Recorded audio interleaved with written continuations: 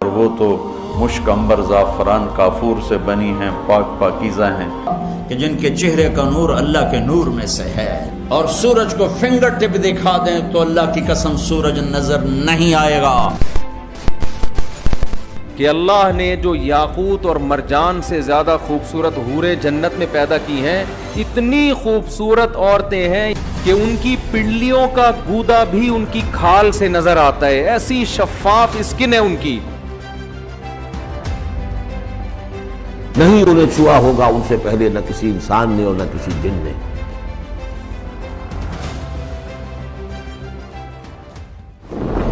अल्लाह तबारक व ताला ने हज़ारों किस्म की मखलूक़ात पैदा फरमाई ताकि इंसान उनसे मुस्तफ़ीद हो और खुदा का शुक्रगुज़ार हो।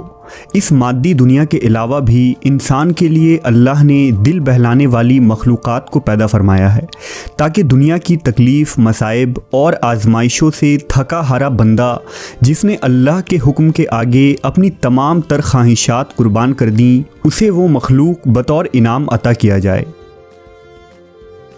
ये एक ऐसी मखलूक है जो आखिरत में बंदे मोमिन के लिए तमाम मसाइब व आलाम का बदला बनेगी। आसमानी किताबों में इस खूबसूरत मखलूक को हूर ऐन कहा जाता है। लफ्ज़ हूर हूरा की जमा है और हूरा उस औरत को कहा जाता है जो जवान, हसीन व जमील, सफ़ेद रंग वाली और इंतहाई सयाह आँखों वाली हो। कुरान मजीद में कई मकाम पर इन हूरों का जिक्र मिलता है। मसलन सूरह साफ़ात में अल्लाह ने फरमाया, नेमतों वाली जन्नत में जन्नती तख्तों पर एक दूसरे के सामने बैठे होंगे, जहां शराब के जाम का उन पर दौर चल रहा होगा, जो पीने में शफाफ और लजीज होगी। ना उससे दर्द सर होगा और ना उसके पीने से वो बहकेंगे। और उनके पास नीची नज़रों, बड़ी बड़ी आंखों वाली हूरें होंगी, ऐसी नाजुक जैसे अंडे के छिलके के नीचे छुपी हुई झिल्ली। इसी तरह सूरह रहमान में इरशाद हुआ, वहाँ यानी जन्नत में नीची निगाहों वाली हूरें हैं जो उनको उनसे पहले किसी जिन्न व इंस ने हाथ नहीं लगाया। वो ऐसी होंगी जैसे चमकते हुए हीरे और मोती। गोया हूर ऐसी जन्नती मखलूक है जिसे दुनियावी मिसाल से समझना और उसके जिस्मानी बनावट और खुसूसियात को बयान करना मुश्किल है, जिसे अब तक न किसी इंसान ने देखा न छुआ है। और जन्नत में ये मखलूक मोमिन के लिए इनाम और बदला होगी। अहदीस मुबारका में भी नबी करीम मोहम्मद सल्लल्लाहु अलैहि वसल्लम ने इरशाद फरमाया है कि हूरों की आंखें उस मोती की तरह होंगी जो सीपी में हो और उसको किसी ने हाथ से न छुआ हो। अल्लाह ने हूर ऐन को ज़ाफ़रान से तख्लीक किया है। अल्लाह उनके चेहरों को नूर और जिस्मों को रेशम का लिबास पहनाएगा और उनके जिस्म हैरान कर देने वाली होंगी। अगर हूरों की जिस्मानी बनावट की बात करें तो रिवायतों से पता चलता है कि हूर को पाँव की उंगलियों से घुटनों तक ज़ाफ़रान से बनाया गया है। सीने से गर्दन तक चमकदार अंबर से बनाया गया है। गर्दन से सर तक का हिस्सा सफ़ेद काफूर से तख्लीक की गई है और उनके सर में खुशबूदार कस्तूरी की बालें हैं। जब वो सामने आती हैं तो उनका चेहरा ज़बरदस्त नूर से चमक उठता है, जैसे दुनिया वालों के लिए सूरज चमकता है। और उनके कमर का अंदरूनी हिस्सा लिबास और जिल्द की बारीकी से दिखाई देता है। अगर कोई हूर अपनी हथेलियों को आसमान और ज़मीन के दरमियान ज़ाहिर कर दे तो तमाम मखलूक़ात उसके हुस्न की दीवानी हो जाएगी, और अगर वो अपना चेहरा ज़ाहिर कर दे तो उसके हुस्न से आसमान और ज़मीन के दरमियान मौजूद तमाम चीज़ें जगमगा उठेंगी। एक रिवायत के मुताबिक जन्नतुल फिरदौस और जन्नतुल अदन के दरमियान में ऐसी हूरें मौजूद हैं जो जन्नत के गुलाब से पैदा की गई हैं।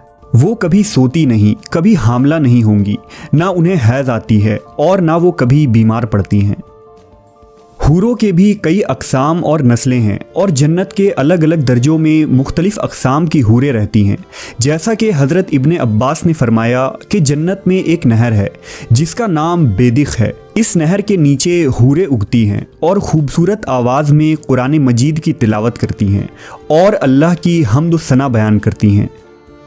जन्नत में जन्नती जब उस नहर के पास पहुंचेंगे तो उन हूरों से हाथ मिलाएंगे।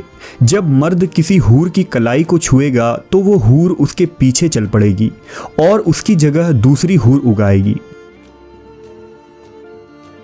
इसी तरह जन्नत में मौजूद मुख्तलिफ़ अक़साम की हूरों का मुख्तलिफ़ जन्नती नाम है। मसलन खैरा और ईना नामी हूर, जिसके मुताल्लिक रिवायतों में आता है कि उनके इर्द गिर्द 70,000 खिदमतगार लड़कियां चलती हैं और जो परहेजगार बंदों को खुद जन्नत में तलाश करती फिरती हैं। हूर जन्नत की एक ऐसी नेमत है जो अदना से अदना जन्नती शख्स को अता की जाएगी। जैसा कि हज़रत इब्ने उमर ने बयान किया है कि एक अदना दर्जे के जन्नती को भी 1000 महल दिए जाएंगे और हर 2 महलों के दरमियान 1000 साल का फासला होगा। हर महल में हूरे ऐन होगी। इसी तरह जन्नत में एक दरख्त है जिसके नीचे उभरे हुए छातियों वाली कुंवारी हूरें होंगी और वो वहाँ गीत और नगमे गाएंगी। तो जब दरख्त ये आवाज़ सुनेगा तो उसके शाखें एक दूसरे से टकराकर बांसुरी की सी आवाज़ पैदा करेंगी। इसी तरह रिवायतों के मुताबिक जब कोई जन्नती शख्स किसी हूर से हमबिस्तरी करेगा तो उसकी शहवत 70 सालों तक उसके जिस्म में गर्दिश करती रहेगी, जिससे वो लज्जत पाता रहेगा। जब वो हूरे ऐन से खूब सोहबत कर लेंगे तो वो दोबारा पाक और कुंवारी हो जाएंगी। हूरों का तसव्वुर दीन इस्लाम में कोई नया तसव्वुर नहीं है, बल्कि दुनिया के कई मज़ाहिब और आसमानी किताबों में उन दोशीज़ा औरतों का जिक्र मिलता है जो मौत के बाद इंसानों को मिलेंगी। मसलन कदीम यूनानी असातीरों में निम्फ नामी एक जवान और ख़ूबसूरत मखलूक का जिक्र मिलता है। ग्रीक माइथोलॉजी के मुताबिक निम्फ हज़ारों साल तक ज़िंदा रहती हैं और कभी बूढ़ी नहीं होती। निम्फ्स को मुक़द्दस रूह कहा जाता है जिन्हें ज़्यूस देवता की बेटियां करार दिया गया है और जो कोहे ओलंपस में देवताओं की खिदमत करती हैं। अगर कदीम फ़ारिस की बात करें तो ज़रतुश्ती मज़हब और ईरानी अफ़सानों में भी हूरों से मिसल एक मखलूक का जिक्र आता है। गाथाओं के मुताबिक इंसानों के तमाम अच्छे आमाल और नेकी एक खूबसूरत हसीना की शक्ल में तब्दील हो जाती है जिसे डायना कहा गया है। डायना एक पुरकशिश और बेहतरीन लिबास पहनने वाली औरत है। जब इंसान की मौत होती है तो उसके मौत के चौथी सुबह को वो उसे बतौर इनाम मिलती है, जो 15 साल की एक खूबसूरत लड़की की शक्ल में ज़ाहिर होती है और उसे अपने साथ जन्नत में ले जाती है। इसी तरह हिंदू धर्म के मुक़द्दस किताब वेद, महाभारत और पुराणों में ऐसी औरतों का जिक्र मिलता है जिन्हें अप्सरा कहा गया है। ये औरतें इंद्र देवता की स्वर्ग यानी जन्नत में रहती हैं और लोगों का दिल बहलाती हैं। महाभारत के मुताबिक स्वर्ग में एक खूबसूरत झील मौजूद है जहाँ सुनहरी और खूबसूरत अप्सराएं रहती हैं और स्वर्ग में रहने वाले हर इंसान को 1000 खूबसूरत अप्सराएं मिलेंगी।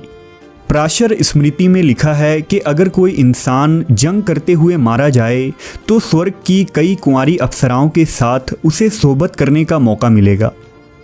माना जाता है कि ये अप्सराएं हर ज़माने में इस ज़मीन पर आती रही हैं और बड़े बड़े ऋषि और साधुओं की इबादत और रियाजत को बर्बाद करने की कोशिश करती हैं। एक हिंदू कथा के मुताबिक एक दफ़ा विश्वामित्रा नामी एक साधु के इबादत और रियाजत से इंद्र देवता को बहुत खौफ आया, लिहाजा उन्होंने मेनका नामी एक अप्सरा को स्वर्ग से इस ज़मीन पर भेजा था ताकि वो विश्वामित्रा को अपनी खूबसूरती और अदाओं से लुभा सके और उनकी रियाजत ख़राब हो जाए। चुनांचा मेनका ने अपनी दिलफरेब अदाओं से विश्वामित्रा को बहका दिया और विश्वामित्रा मेनका से मोहब्बत कर बैठे। इस तरह हिंदू शास्त्रों और पुराणों में कई अप्सराओं की कहानियां मशहूर हैं।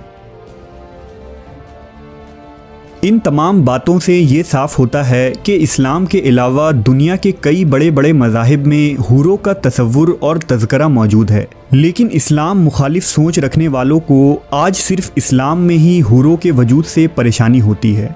क्या ये दीन हक़ की मुखालफत का नतीजा है या एक आलमी प्रोपेगेंडा?